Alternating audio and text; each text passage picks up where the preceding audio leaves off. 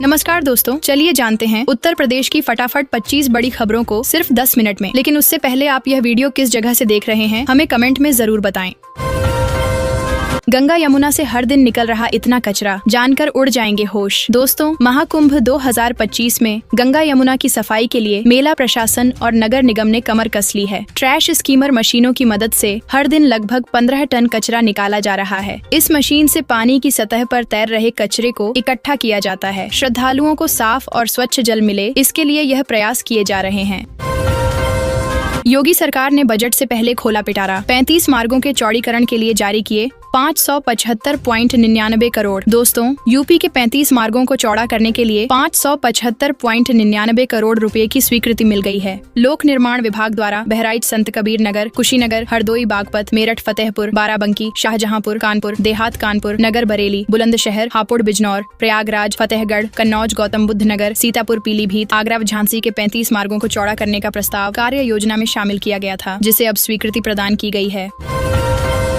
UP के इस जिले में 476 करोड़ रुपए से सुधरेगी बिजली व्यवस्था। बिजनेस प्लान तैयार, 4 लाख लोगों को मिलेगा फायदा। दोस्तों, बहराइच में बिजली उपभोक्ताओं को आपूर्ति के लिए 3 खंडों से बिजली सप्लाई की जा रही है। प्रचंड गर्मी शुरू होते ही बिजली व्यवस्था बेपटरी हो जाती है। कभी ट्रांसफार्मर फूंकने से तो कभी जर्जर तार टूटने से बिजली गुल हो जाती है। बिजली की समस्या को दूर करने के लिए विभाग ने बिजनेस प्लान के तहत कार्य योजना तैयार किया है।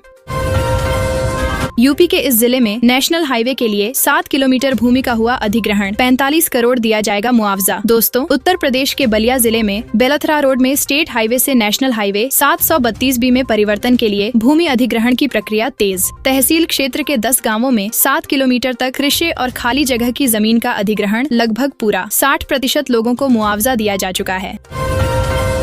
महाकुंभ मेले में अव्यवस्था पर मुख्यमंत्री योगी को आया गुस्सा, लगाई अधिकारियों को फटकार। दोस्तों, उत्तर प्रदेश के मुख्यमंत्री योगी आदित्यनाथ ने महाकुंभ में हो रही अव्यवस्था को लेकर कड़ी फटकार लगाई है। उन्होंने आला अधिकारियों को प्रयागराज पहुंचने और मोर्चा संभालने का निर्देश दिया है। साथ ही अव्यवस्था के लिए जिम्मेदार अधिकारियों के विरुद्ध कड़ी कार्रवाई के भी संकेत दिए हैं। योगी ने यातायात व्यवस्था, स्वच्छता और परिवहन व्यवस्था में सुधार के लिए भी निर्देश दिए हैं।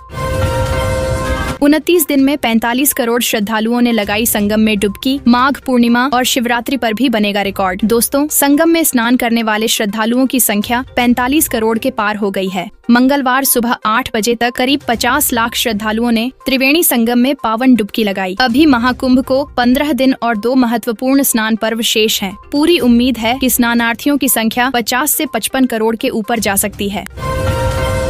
कानपुर सेंट्रल का लॉर्ड होगा कम, जंक्शन के रूप में विकसित किया जाएगा। चंदारी स्टेशन, 30 लाख लोगों को मिलेगा लाभ। दोस्तों, दिल्ली हावड़ा रेल मार्ग पर स्थित चंदारी रेलवे स्टेशन के विकास से दक्षिण भारत के 30 लाख से अधिक लोगों को सुगम रेल सफर मिलेगा। पनकी धाम, गोविंदपुरी, जूही यार्ड जंक्शन और चंदारी स्टेशनों के विकास से कानपुर सेंट्रल स्टेशन का लॉट कम होगा और ट्रेनों की लेट लतीफी रुकेगी। चंदारी स्टेशन को जंक्शन का रूप दिया जाएगा और 4 प्लेटफॉर्म बनाए जाएंगे। यूपी में इन हाईवेज की बदलने वाली है सूरत। 4 लेन बनाने की तैयारी कर रहा NHAI। दोस्तों, NHAI जल्द ही कबरई कानपुर खंड और बाराबंकी नेपाल सीमा मार्ग को 4 लेन बनाने का काम शुरू करेगा। बरेली बाईपास के दक्षिणी हिस्से का काम भी साथ ही शुरू किया जाएगा। कुल 5 परियोजनाओं की लागत करीब 10,199 करोड़ रुपए है। DPR तैयार होते ही नवम्बर-दिसंबर में निर्माण कार्य शुरू होगा। इनमें हाईवे विस्तार, घाघरा नदी पर पुल और बाईपास निर्माण शामिल हैं। योगी सरकार ने आबकारी नीति में किया बड़ा बदलाव। गर्मी में ठंडी बियर के लिए होना पड़ सकता है परेशान। दोस्तों, उत्तर प्रदेश की योगी सरकार ने बीते सप्ताह हुई कैबिनेट की बैठक में नई आबकारी नीति को मंजूरी दी है। इसे लागू करने की अधिसूचना भी जारी कर दी गई है। नई नीति में सरकार ने सबसे बड़ा बदलाव शराब की कंपोजिट दुकानें खोलने को लेकर किया है। इसके अनुसार कंपोजिट दुकानों पर अंग्रेजी शराब, बियर और वाइन की बिक्री एक साथ की जा सकेगी। यूपी के इस जिले में फिर गर्मी में परेशान करेगी बिजली, छूटेंगे पसीने। दोस्तों, मेरठ में बिजली आपूर्ति व्यवस्था को सुचारू बनाने के लिए शुरू की गई रिवैम्प डिस्ट्रीब्यूशन सेक्टर योजना के तहत होने वाले कार्य अधूरे हैं, जिससे आगामी गर्मी के मौसम में बिजली आपूर्ति प्रभावित होने की आशंका है। योजना के तहत खंभे बदलने, केबल डालने, ट्रांसफार्मर लगाने और फीडरों से संबंधित कार्यों को पूरा किया जाना था, जो कि नहीं हुआ है। महाकुंभ में माघी पूर्णिमा के अवसर पर संगम पर उमड़ा जनसैलाब, करोड़ों श्रद्धालु लगा रहे आस्था की डुबकी। दोस्तों, माघी पूर्णिमा के अवसर पर पवित्र डुबकी लगाने के लिए श्रद्धालुओं की भारी भीड़ त्रिवेणी संगम और अरेल घाट पर पहुंच चुकी है। प्रयागराज आने वाले हर मार्ग पर वाहनों का तांता लगा हुआ है। श्रद्धालुओं पर आज सुबह 8 बजे से हेलीकॉप्टर से पुष्प वर्षा भी कराई जाएगी। 15 जिलों के डीएम, 20 IAS और 85 PCS अफसर ड्यूटी में लगे हुए हैं।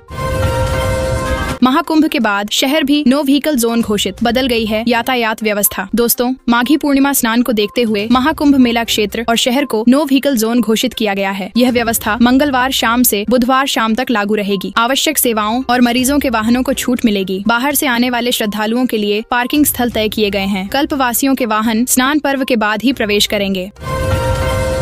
यूपी बिहार में हो रहा 126 करोड़ की लागत से रिंग बांध का निर्माण, अब काश्तकारों ने लगाया रोड़ा। दोस्तों, उत्तर प्रदेश और बिहार की सीमा पर गंगा और सरयू नदियों की बाढ़ से 60,000 लोगों को बचाने के लिए बनाए जा रहे रिंग बांध के निर्माण में विवाद खड़ा हो गया है। उत्तर प्रदेश की सीमा में 200 मीटर के काम को स्थानीय किसानों ने रोक दिया है। जिला प्रशासन और किसानों के बीच बातचीत चल रही है, लेकिन अभी तक कोई हल नहीं निकला है। प्रयागराज में भारी वाहनों की नो एंट्री, शहर में खत्म हुआ आटा। दोस्तों, प्रयागराज में महाकुंभ मेले के दौरान भारी वाहनों की नो एंट्री से शहर में खाद्यान्न और ईंधन की कमी हो गई है। आटा, मैदा, सूजी के थोक कारोबारियों का भंडारण खत्म हो चुका है। कई पेट्रोल पंप भी सूख गए हैं। सोमवार को 7 घंटे तक नावें नहीं चलने से श्रद्धालुओं को काफी समस्या का सामना करना पड़ा। मुर्गी पालकर मालामाल बनने का मौका, सब्सिडी पर मिल रहा लाखों का लोन। दोस्तों, मुर्गी फार्म खोलकर लाखों कमाने का मौका है। बता दें कि यूपी सरकार की पोल्ट्री फार्म लोन योजना से 9 लाख तक का लोन मिल रहा है, जिसमें सामान्य वर्ग को 25% और अनुसूचित जाति और जनजाति को 33% सब्सिडी दी जा रही है। बता दें कि इस लोन को 5 साल में चुकाने की सुविधा है और अगर लोन चुकाने में कोई कठिनाई आती है तो 6 महीने तक की अतिरिक्त छूट भी दी जाती है।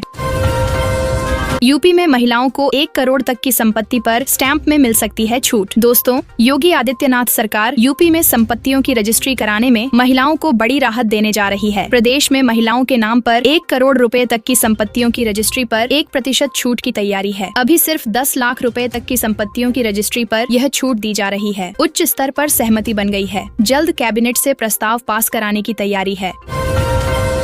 24 घंटे तक अंधेरे में रहेंगे यूपी के ये गांव, आज से नहीं होगी बिजली की सप्लाई। दोस्तों, यूपी के आगरा में कई गांवों में आज और कल तक बिजली आपूर्ति बाधित रहेगी। कुकथला उपकेंद्र की क्षमता वृद्धि के कारण नागर कुकथला, नगला कुकथला, कठवारी, मंगूर्रा, भिलावटी, रैपुरा, अहीर गांवों में 24 घंटे तक बिजली नहीं रहेगी। इस दौरान पानी और बिजली से संबंधित पूर्व में ही इंतजाम कर लें। यहाँ 5 से 10 kVA की क्षमता बढ़ेगी।